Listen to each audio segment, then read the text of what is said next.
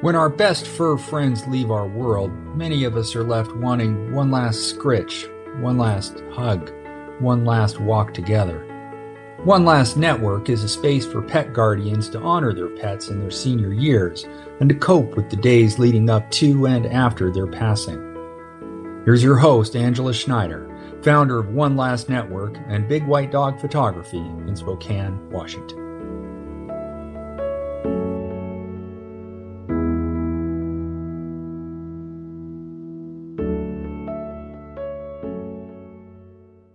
Lynn Sainert of Lance and Lily Photography, covering the Washington, D.C. area, takes the mic today and interviews Jessey Shipe, a licensed veterinary technician with a specialty in behavior. Jessey also has training certification from the Karen Pryor Academy and has worked with Dr. Amy Pike of the Animal Behavior Wellness Center in Fairfax, Virginia. That's where Lynn met Jessey, looking for help with her sweet boy Lance. Jessey enjoys teaching pet guardians how to understand their pets and how to use behavior principles to ensure they grow together and live their best lives together. Today, Lynn and Jessey have an in-depth discussion about canine cognitive disorder.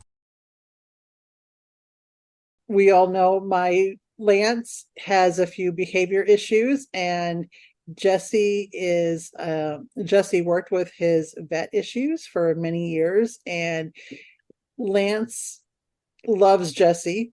We can call her, his girlfriend, and she is one of the few people that Lance likes when he goes into a vet setting, and he will, practically go in Jessey's lap and be like, "Okay, lady, I love you. You're awesome." And so that's how we became acquainted with Jessey, and she is, part of our family and part of Lancey's team. So Jessey recently opened Mindful Mentor Behavior Counseling. And so Jessey, could you tell me about your business and the services you offer to your patients? Definitely.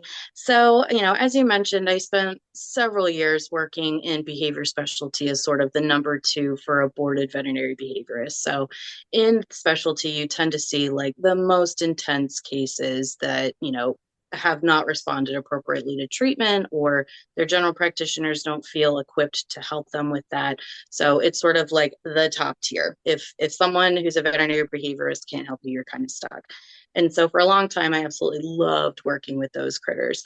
But the more I sort of got involved in the behavior community, the more I realized there was sort of a void in the middle ground when it comes to behavior cases. So in the Northern Virginia area, we're really lucky to have two boarded veterinary behaviorists and at least two or three residents, some who have moved on to open their own practices. So we do have a lot of resources for those upper tiers, but then also we have a lot of great trainers and, group classes and stuff that are available for some of the more, introductory preventative, like I just want to teach my dog how to do fun training stuff. But that area in the middle where they're not really intense enough that they maybe need to go to the veterinary behaviorist, but they're more advanced for sort of your standard preventative trainer to help.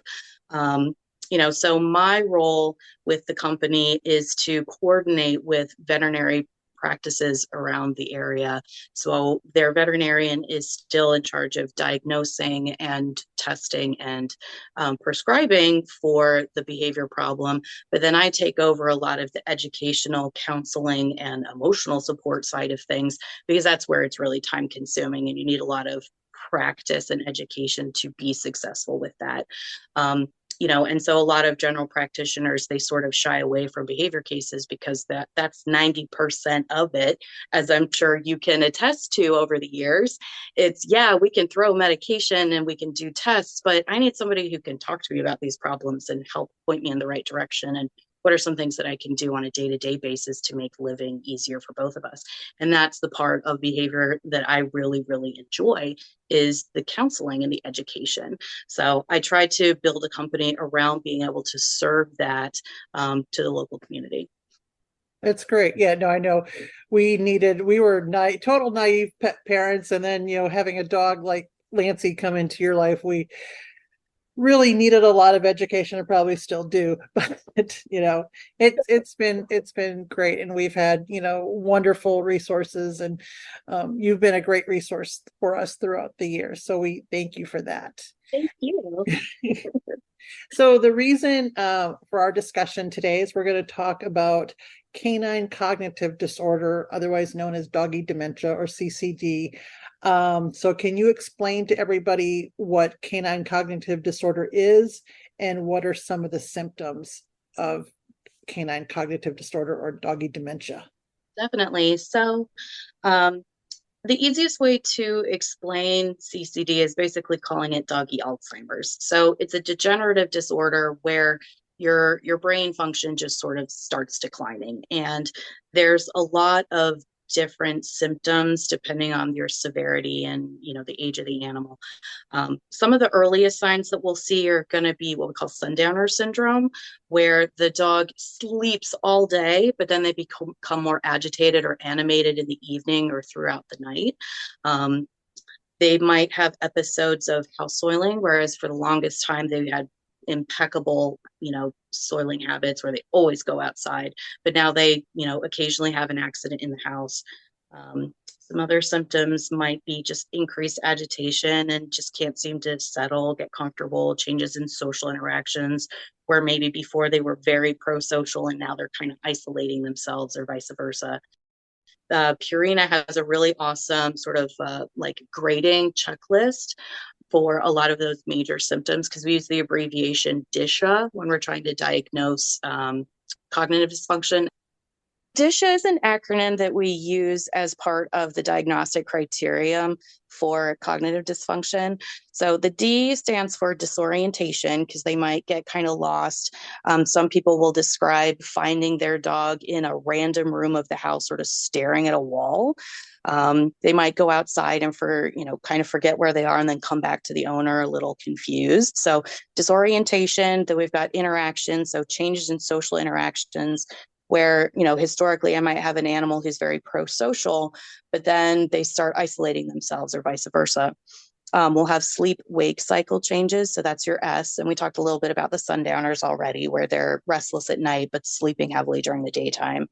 The H then is house soiling, where, they'll start having accidents in the house. And I think sometimes part of this is they either forget that they had to go to the bathroom when they were outside, and then they come back in and go, oh boy, I have to go to the bathroom, and they go to the bathroom.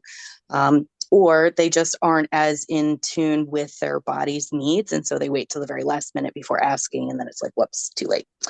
And then there's two A's at the end of DISHA. So the first one is activity level changes, where I might have increased agitation or lethargy. We can have either or.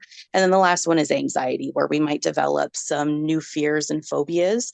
For example, I might have an older dog who develops distress with thunderstorms, whereas before they'd actually been okay with those.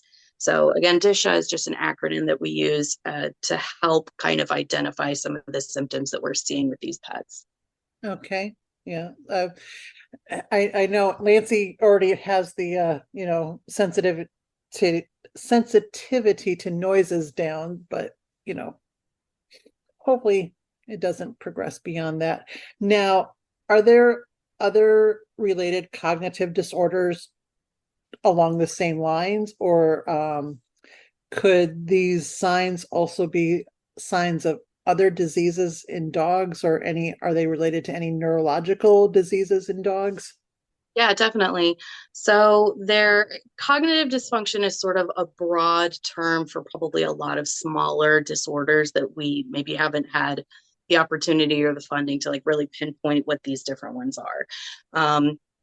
From the symptomatic standpoint, honestly, I find cognitive dysfunction has a lot of similarities with chronic pain, which is also very common in older dogs. So one of the things that we'll always want to check for is, do we have a pain component here? And is that what is really driving a lot of these things versus I just have a senility problem? So how do you determine whether it's a pain issue or a senility issue? very carefully. So unfortunately, sometimes for both of these problems, they're kind of rule out diagnoses. And so a rule out diagnosis basically means I have to kind of run the gamut of the tests and say, well, it's not this, that, or the other thing. So it's probably cognitive dysfunction or probably a pain problem. So in my mind, I feel like senility is more of a rule out, because technically to diagnose that definitively, you have to do an MRI. Whereas with pain issues, it's, we can do things like a gait analysis, which is basically where the owner takes video of the animal moving at home and then bringing it to the clinic with them. Because as a lot of pet owners can attest to, they might be three-legged lame at home, but they walk into the vet clinic and they're like, no, everything's fine. This doesn't hurt, la, la, la. So honestly, I feel like trying to assess pain in the veterinary clinic is very, very difficult, especially when you have a chronic pain versus an acute pain problem. So the big difference between those two types of pain issues is when you've got acute pain, the difference in sensation between how I was 5 seconds ago and how I'm feeling right now is very vast. So it's much more obvious.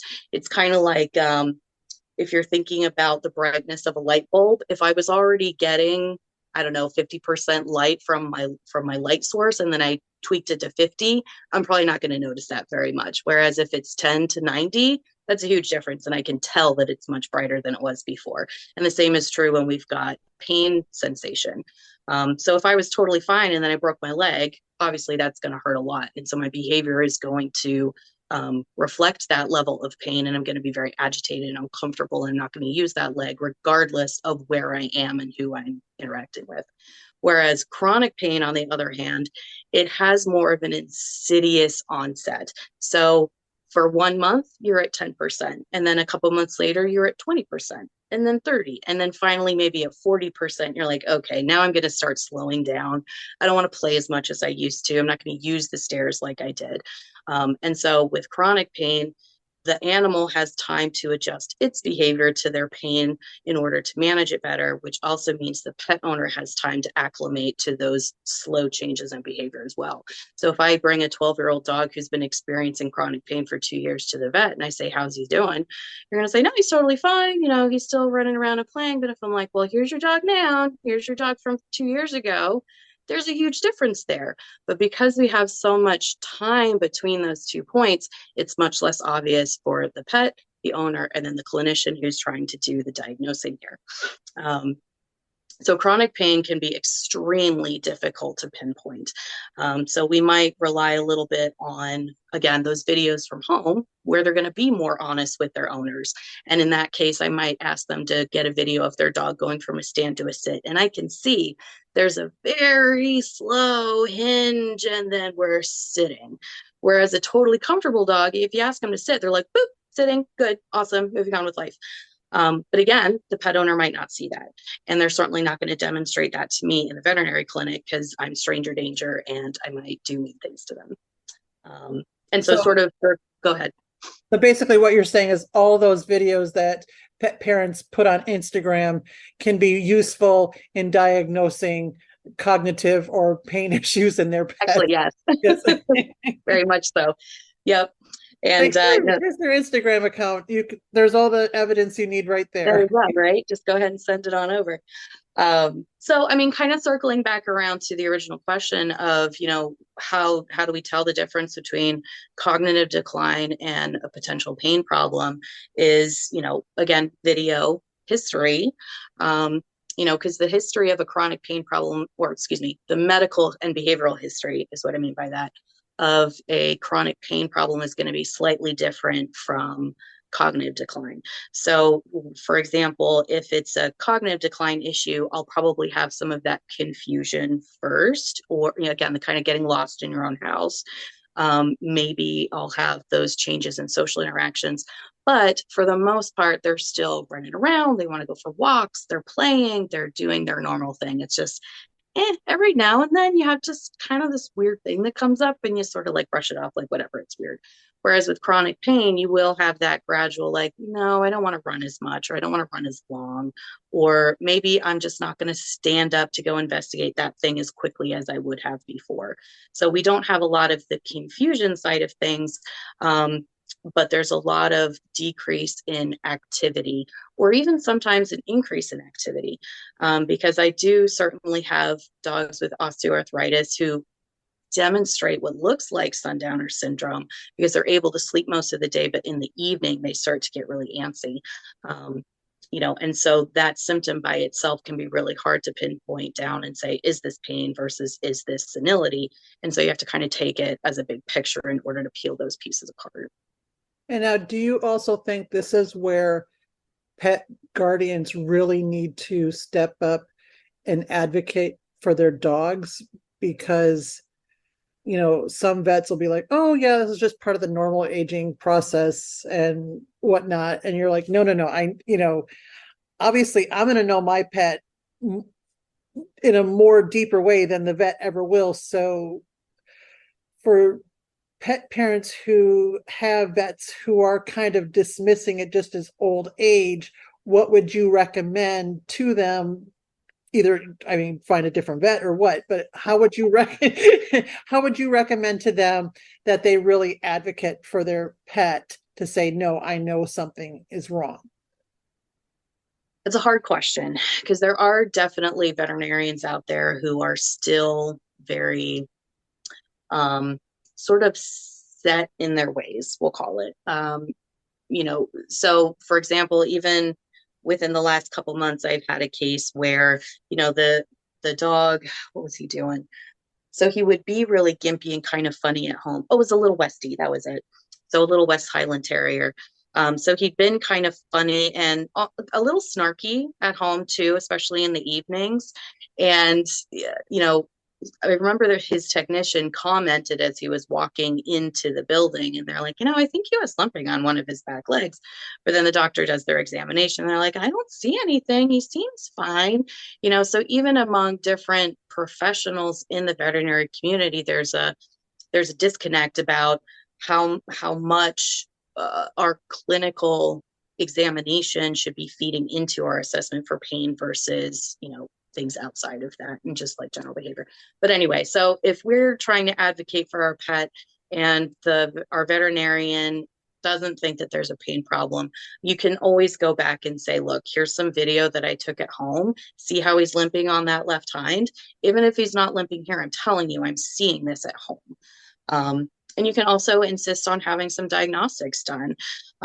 So in behavior worlds, when you're in behavior specialty, a lot of the times we're diagnosing and treating based off of symptoms and not necessarily getting the really in-depth diagnostics. One, because a lot of our patients won't let you get those. They say, no, you can't touch me.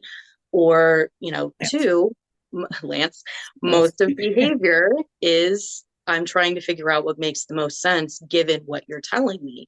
And so I've had plenty of cases in behavior specialty where we're like, well, look, she's 10. She has a history of like 20 orthopedic procedures, and she's suddenly getting aggressive with the owners, which has never happened before. That's probably a pain problem. So I really, really believe that the history from the family and the pet guardians is incredibly important, regardless of what medical condition we're concerned about. So having data from home about energy levels and sociability and activity and that video of how they're moving around, that can be really compelling evidence. If you can bring that to the veterinarian instead of just saying, well, I think he's uncomfortable, maybe, because maybe it's not a diagnosis. And a lot of veterinarians aren't comfortable treating a maybe. But if we have some preliminary data and then we move forward with some maybe x-rays, or even going to a physical therapist could be a great idea too, not to shift gears mid-thought. But, physical therapists on the human side comment all the time about like, oh, I see that you're walking a little funny. What's going on? Like, oh, I've been to a million doctors and no one can figure out what's going on. And your physical therapist is like, well, your shoulders or whatever are out of alignment. Here you go. And then you're done. And the same is true in veterinary medicine is, physical therapists and those in rehabilitation are much better trained at looking for those subtle signs of pain, but they're also much better trained at treatment modalities for pain. So if ever in doubt, you're like, I'd love a referral to a physical therapist just to cover all of our bases. And you don't have to be confrontational about it. Just be like, I just want to get some more information. If nothing else, physical therapy is great for old age animals because it helps you keep you limber. So, two birds, one stone. I want to get a definitive eyeball on this and tell me like, yes, this is definitely pain, or no, it's not. And then I can get some fun physical activity exercises to help keep my older dog in shape too. So would you also recommend pet parents keep a journal, a daily log of their dogs and their cats so that they can kind of start seeing some of these shifts over time? Yeah, that can definitely be helpful. When we're looking at a several year time frame, though, I do worry that a daily log can be a lot to stay on top of, and it can be hard to see the data as it changes. So maybe even just every couple weeks, ranking his activity and, play drive and that sort of thing, scale of 1 to 5, like how have we been doing? Because that's a little bit more of a digestible amount of information to be looking at over time. Okay. So typically what are some of the first signs that will show up in a dog who has CCD? So it really depends on the dog. I find the two most common symptoms are either going to be that change in activity level. So the sundowners, again, where we're more agitated in the evening or more active rather, versus during the daytime, or you're going to have some of those confusion episodes. So those are probably the two big ones. Okay. Does there tend to be like a typical age when you start seeing CCD more in dogs? Is there, excuse me. So there were some studies that were conducted a few years ago. I think the youngest dog someone has documented CCD in was 5. But by the time most dogs are about 12 years old, the majority of them are going to have signs of senility. And you have to keep in mind that when we're doing these studies, that these are basically surveys. And so if the owner doesn't necessarily know what they're looking at, their answer could technically be incorrect just because they don't know what the symptoms are or they're not recognizing it in their pet. So I honestly think that by 12 or 13, more than they were able to statistically report have some signs of senility.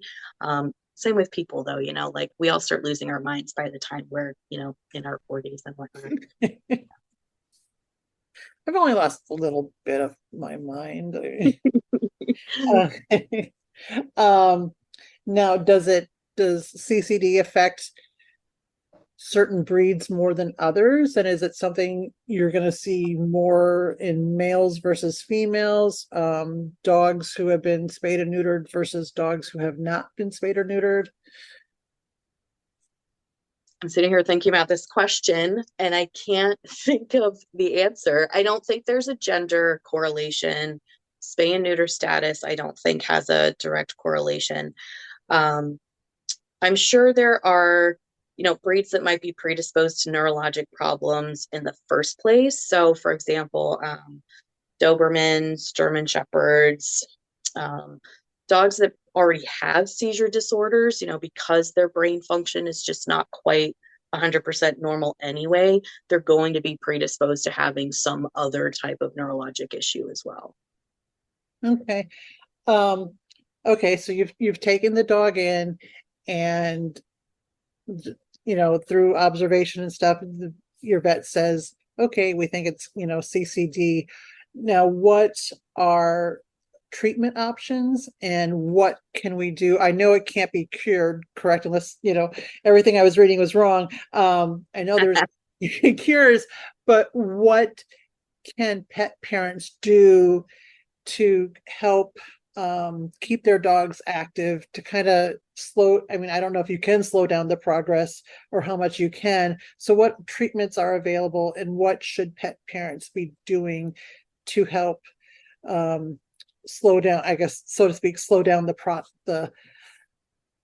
process a little bit. Yeah.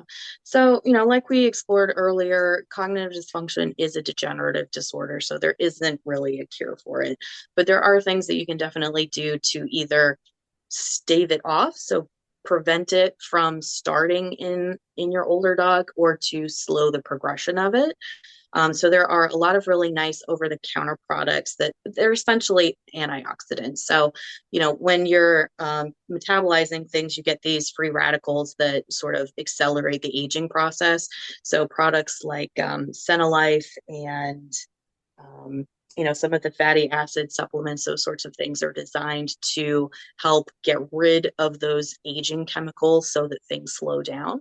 Plus, to be honest, a lot of those supplements are great for just like general health and, good for bone, brain, skin, all that good stuff. So, those are really helpful. And again, a lot of them are over the counter, so you don't necessarily have to get your doctor's permission to have those.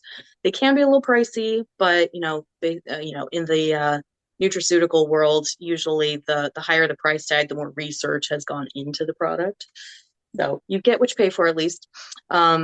Other things are, again, similar with Alzheimer's. If we do brain games, keeping their brain exercising and thinking and active. And so in the dog world, our essentially doggy Sudoku is things like feeder toys, nose work, training, like old dogs can learn new tricks. So if you want to teach your dog how to go fetch their toy and you always want to learn how to do it, now's a great time to really focus on that. Because not only is it sort of on your bucket list for this pup, but it's also going to help sort of slow down that degenerative process. So keeping them thinking, keeping them active, staying on a good, healthy, well-balanced diet with lots of omegas and fatty acids. That's a great jumping off point for most of these guys. Okay, so are there any supplements that you would recommend, and should these dogs kind of be kept on a routine to sort of help them as well? Sure. Routine is great for any dog, no matter what. But yes, when you've got a senility problem, having a predictable, regular schedule can definitely help take some of the confusion and anxiety out of day-to-day life, because it comes a bit more predictable. They still might have those confusion episodes, but you can rein them back in a little bit more easily and be like, no, it's 10 o'clock, time for us to go do X, Y, and Z activity. And they're like, okay, yes, got it. I can go focus on this. And then as far as specific products are concerned, I mentioned Senalife already.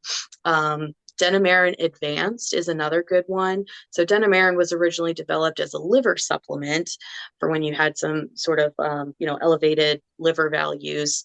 But the Denamarin Advanced is a bit more targeted towards brain function.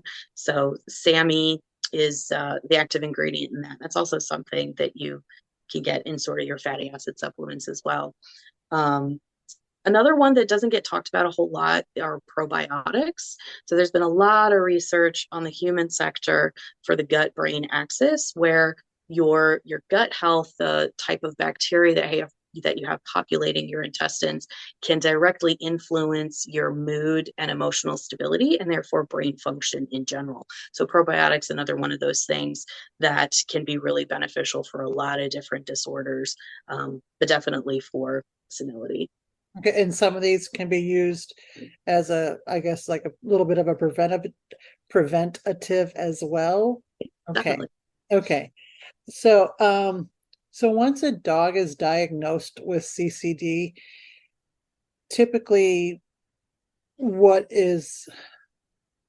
how long will they have to live, or is that part of it dependent on how well they pet parents manage this?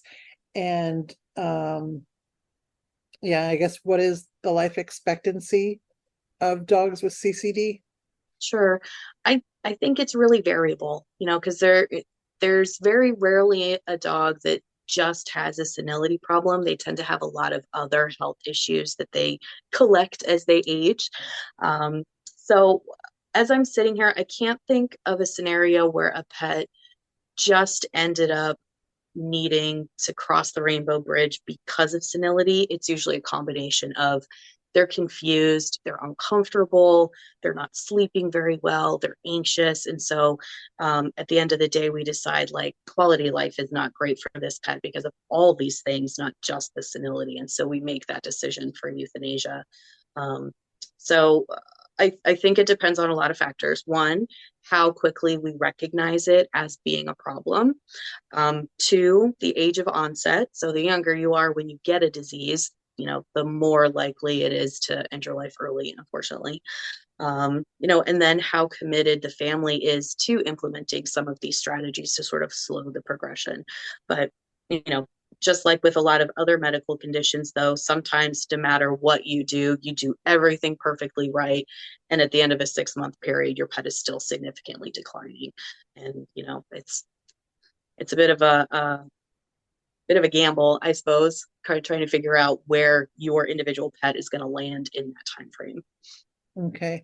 Now, because we know, especially if your dog is up at night and everything, and with with the sundowner syndrome and things like that, what are some tips you can give to pet guardians who are living with a dog with CCD, and what kind of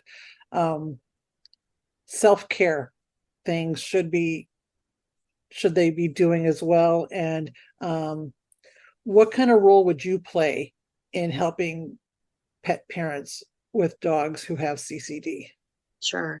So I think before we get to the meat of your question, we've talked a little bit about sort of the lower end of the spectrum where it's just been diagnosed. It's not horrible at this point, but eventually it'll get to a scenario where the sundowner syndrome is bad enough that the dog is literally up all night and no one is sleeping. And I've certainly had my share of those cases.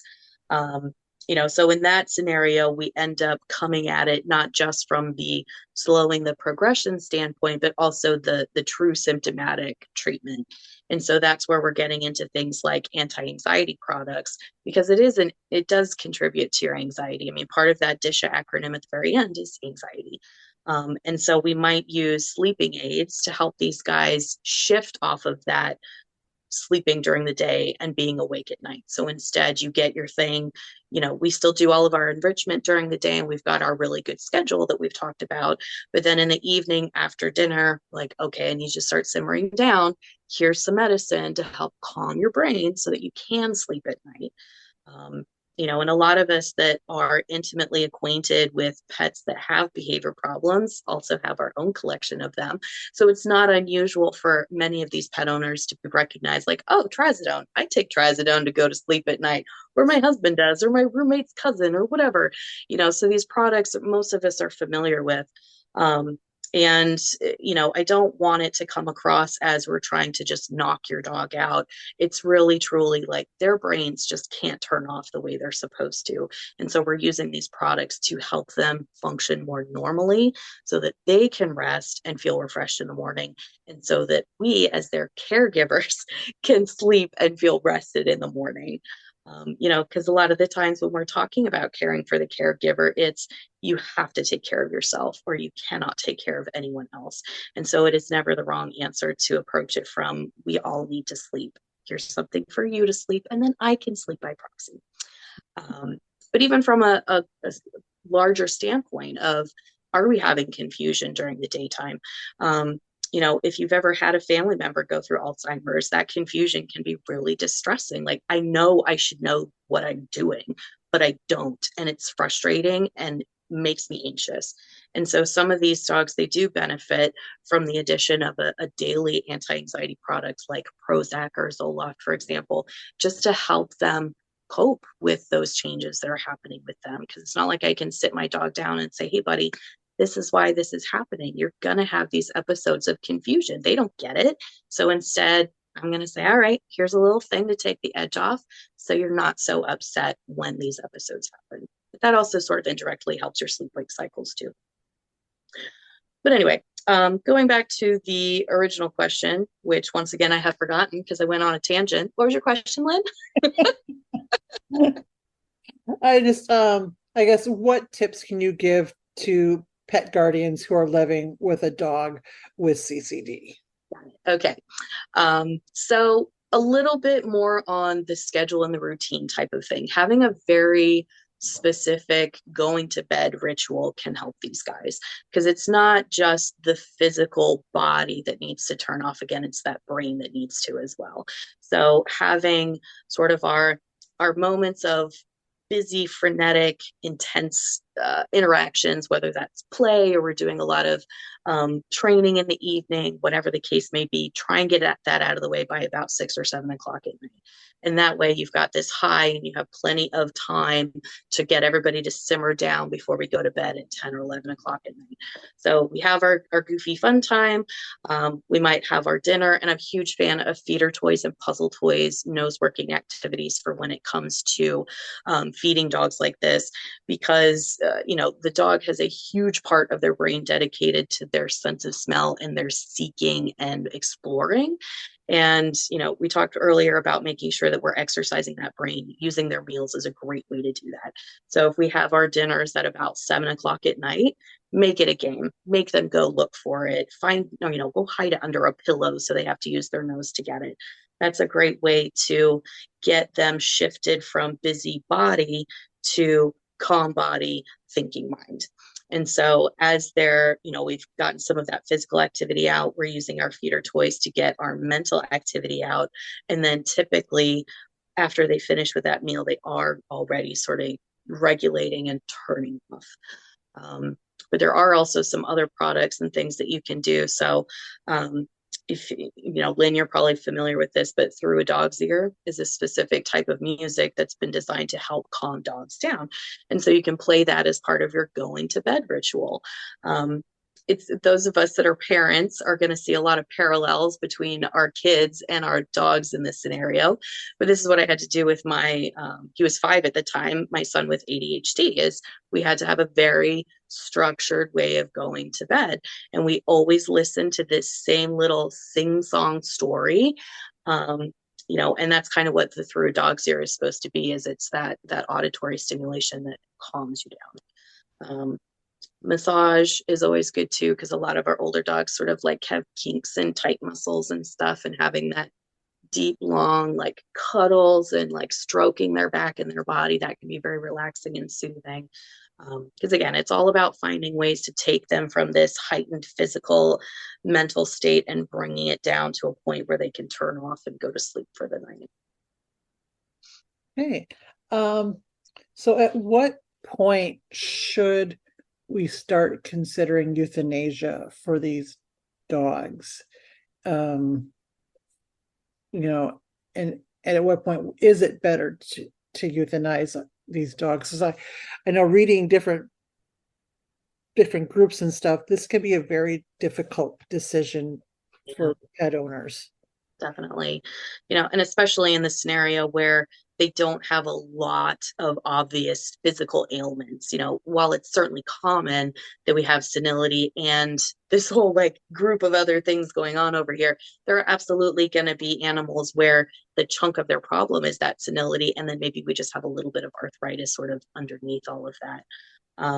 So at the end of the day, it's always a very personal choice when the time comes to help your pet's passing.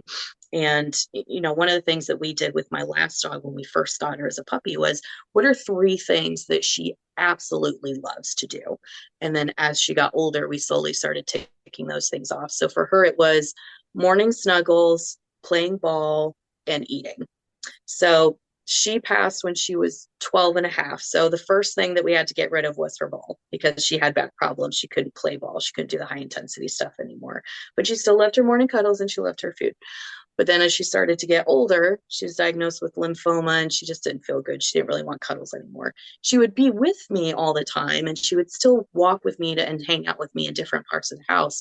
But one of our rituals in the morning had always been, I get my 20 minutes of like really big, intense snuggles, and then she's done with me for the day. No more touchy. So we lost our ball, we lost our cuddles. And then finally, when she started to really go downhill, she didn't want her treats and her food anymore.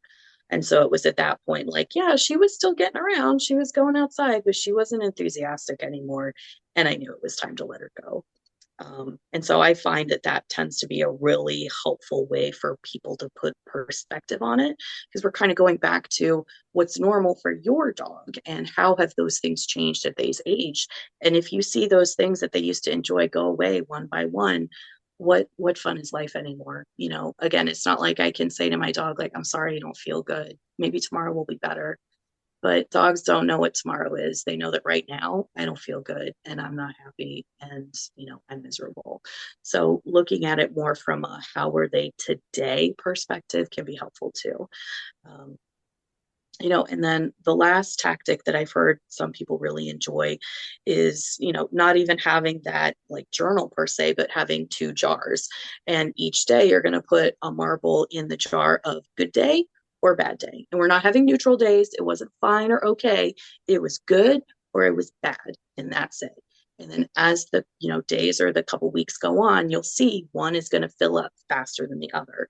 And that can sometimes, again, put a perspective on it, because it is really hard to see the forest for the trees when you're excuse me, when you're in the trenches with these dogs, because maybe the last 2 or 3 days have been awful, just so awful. But you know what? The 2 weeks prior to this were actually really good. But it could also be the opposite, where the last 2 weeks have been awful and the last 2 or 3 days have been really good. And having that visual to help remind you of like, this has been the last 2 weeks. Are we high in the bad day or are we high on the good day? And if we're really high on the bad day, then we have a tough decision to make. Okay. Yeah. Thank you. Yeah. Because I know that at that point, you find a lot of pet parents who, you know, anticipatory grief, and am I doing the right thing for the dog?